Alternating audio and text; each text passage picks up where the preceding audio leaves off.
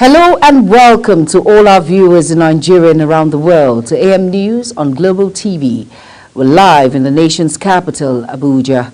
I am Jumai Manson. Now the news in full. President Bola Tinubu has urged universities to partner industries and entrepreneurs in their researches in order to commercialize their ideas. Speaking at the 43rd convocation ceremony of Ahmadu Bello University in Zaria, Kaduna State, Tinubu, who was represented by the Minister of Education, Professor Tahir Mamman, noted that Nigerian universities have contributed immensely to research and develop, hence the need for them to partner industries and entrepreneurs in their researches, stating that universities are known for research and innovations, which provide the necessary ingredients for development of societies. Blaming the region's security crisis on unchecked corruption, Vice President Kashim Shettima offered a stark assessment of Northern Nigerians' plight at Sir Ahmadu Bello University Memorial Lecture in Maiduguri in Borno State. Corruption, Shettima says, has defied the legacy of accountability and probity championed by the late Sir Ahmadu Bello. The region's revered Premier, Shettima, represented by his political advisor Hakeem Baba Ahmed, lamented the stake construct between Bello's era and present. He said Shardana left a legacy of teamwork, resilience, and commitment to education, agriculture, and infrastructure development. Areas of nation's economy, the vice presidents implied, now suffer from systematic rot. No fewer than 4,613,197 permanent voters' cards have been collected by the voters for the February 3rd rerun by elections, and that is according to a document posted by the Independent National Electoral Commission on its X handle. It is believed that 2,189,171 PVCs were collected by voters for the by-elections, while 2,424,026 PVCs were collected for the rerun elections. No fewer than 8,500 bomb model voters authentication system, also called BVAS. Another 35,000 ad hoc staff will be deployed for the electoral exercises. The federal government and Niger state government have reiterated commitment to ensuring food security, aiming to drive down food inflation. Minister of Agriculture and Food Security Abubakar Kyari and Governor Mohammed Bago of Niger State said this in Abuja. Kyari noted that Bago's visit was an attestation to the strong alliance and synergy the ministry is motivated to build between the federal and state government to ensure food security and agricultural growth in Nigeria. He further said that it is a fact that the agricultural sector in Niger had witnessed outstanding accomplishments since the inception of Bago's administration. Moving on, the federal government's effort to attain local vaccine production and reduce dependence on imported vaccines have been significantly boosted with the launch of the National Plan for Vaccine Research and Development and Local Production. Tunji Alausa, Minister of State for Health and Social Welfare, while highlighting the anticipated significance of the project in facilitating the organizational of vaccine development, emphasized that it would provide a blueprint for the entire process of vaccine production within the country.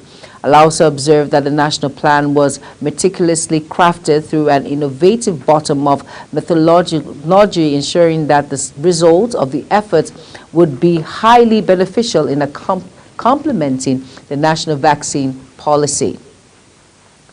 Kano State Governor Abba Yusuf has rejected the call for the acting national chairman of the All Progressive Congress, Abdullahi Ganduje, to join the ruling party. Yusuf's reaction came barely 24 hours after Kano APC stakeholders in their majority resolved to reconcile with the Kwankwasayan movement at the end of the APC stakeholders meeting in Kano last Thursday. Ganduje reaffirmed the acceptance of the Supreme Court verdict affirming Yusuf victory. Reacting to Ganduje, the Director General Media and Publicity to the Kano State Governor Sanusi Tofa revealed Governor Yusuf's rejection of the call. Chairman and Chief Executive Officer of the National Drug Law Enforcement Agency, NDLEA, Brigadier General Mohammed Marwa, retired, has charged men and officers of the agency to shun any enticement that conflicts with the ethos of their profession as anti-narcotics operatives. Marwa gave the charge in Jos Plateau State during the graduation ceremony of members of the Strike Force Elite Corps in the agency, urging them to be mindful that the event is a milestone in their professional career in the agency. He said the specialized training and the skills acquired will enhance their competence in the special role they will be playing for the Anti-Drug Agency in the war against illicit substance. The Nigerian Civil Aviation Authority has suspended the license of Martini Airline Service Limited, a private jet operator whose aircraft overshot the runway on Friday at Ibadan Airport. The private jet had 10 persons on board before it overshot the runway as firefighters and rescue officials from the Federal Airport Authority of Nigeria were immediately deployed to the scene. The NCAA declared in a statement that the license suspension was with immediate effect, pending the outcome of the investigations into the incident. The regulatory body announced its intention to conduct a comprehensive safety and economic audit of all private jet operations in Nigeria, emphasizing its commitment to ensuring the highest standards in the aviation sector. You're watching AM News coming to you live from Nigeria's capital, Abuja. We are on Star Times channel 276. Kindly follow us on all social media platforms using @Global TV NG and other handles now showing on your screen. When AM News return, Toby Amason smashes Alozier's African record at the 2024 World Athletics. The news continues shortly with details and more stories right after this break. Do stay with us.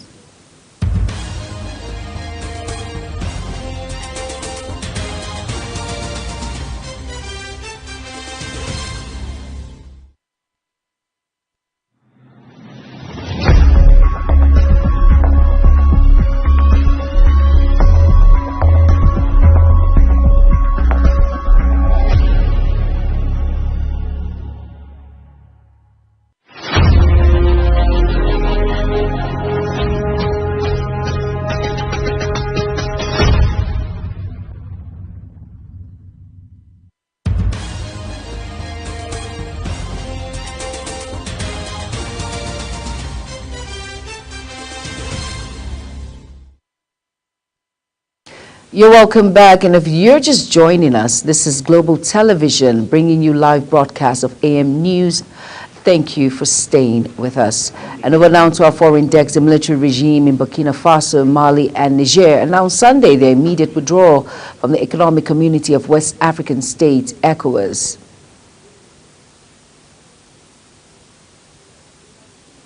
The leaders of the three Sahel nations issued a statement saying it was a sovereign decision to leave the regional body without delay. Struggling with jihadist violence and poverty, the regime have had tense ties with ECOWAS since coup took place in Niger last July, Burkina Faso in 2022, and Mali in 2020. All three were suspended from ECOWAS, with Niger and Mali facing heavy sanctions. They have hardened their positions in recent months and joined forces in an alliance of Sahel states. French military withdrawal from the Sahel, the region along the Sahara Desert across Africa, has heightened concerns over the conflict spreading southward the Gulf of Guinea states, Ghana, Togo, Benin, and Ivory Coast. One man has died after armed assailants opened fire in an Italian church in Istanbul, Turkey, during Sunday's Mass in an apparent assassination attempt that was swiftly condemned by Pope Francis. Interior Minister Ali Yalakai said on social media that the attack occurred at about 11:40 a.m. in the morning local time at the Santa Maria Church in the Sarıyer district of Istanbul on the European side and was carried out by two masked men. The minister stated an individual identified only as CT, who was among those attending Sunday's service, were the target of the gun attack and lost his life. President Recep Tayyip Erdogan, who was in the Central Anatolian province of Iskir of its party's rally ahead of March local elections, expressed condolences during a phone call with the priests of the Italian church and other local officials. He assured that the necessary steps are being taken to catch the perpetrators as soon as possible, according to his office. Over now to United Nations Secretary General Antonio Guterres says phasing out fossil fuel was not only necessary but also inevitable. Speaking in celebration of the first International Day of Clean Energy, he called on government to act and accelerate the transition from fossil fuel to clean energy, with the biggest emitters leading the way. According to Guterres, clean energy is a gift that keeps giving, which can purify polluted air, meet growing energy demand, and secure supplies. The UN chief argued that fossil fuel could connect billions of people to affordable power, helping to ensure electricity access to all by 2030, while saving money and the planet. As we take a look at business now, Minister of State for Petroleum Resources, Gas, Ekperigbe Ekpo, has stated that President Tinubu is committed to supporting private sector investments aimed at utilizing the gas potential crucial for national development. In a meeting with officials from the brass, petrochemical and gas projects slated for Bayelsa State, Ekperigbe Ekpo, alongside its Managing Director, Chief Ben Okoye, emphasized the project's significance for the nation's economy and its populace. The minister also urged the management of gas producer SPDC JV to collaborate closely with the promoters of the brass petrochemical and gas project to ensure a seamless gas supply, in line with President Bola Ahmed Tinubu's vision to propel gas-centric investments, commercialization and industrialization initiatives. The Nigerian Railway Corporation (NRC) says express services will soon commence at the Kano-Lagos narrow gauge. The disclosure regarding the restoration of train service operation on the Kano-Lagos narrow gauge was made in a post by the NRC on its official X handle, with a short footage of the locomotive undergoing a test run on the tracks. In a related post on the X, the corporation noted that major repairs have been completed on the damaged portions of the Kano-Lagos narrow gauge, further affirming the restoration of express train services on the route. The federal government has stated the need to ensure strict regulation of tobacco industry in accordance with the country's legislation and global best practices. The coordinating Minister of Health and Social Welfare, Ali Pate, disclosed this recently in Lagos at the formal launch of the Federal Competition and Consumer Protection Commission Tobacco Control Advocacy Campaign, TAG, Don't Burn Their Future.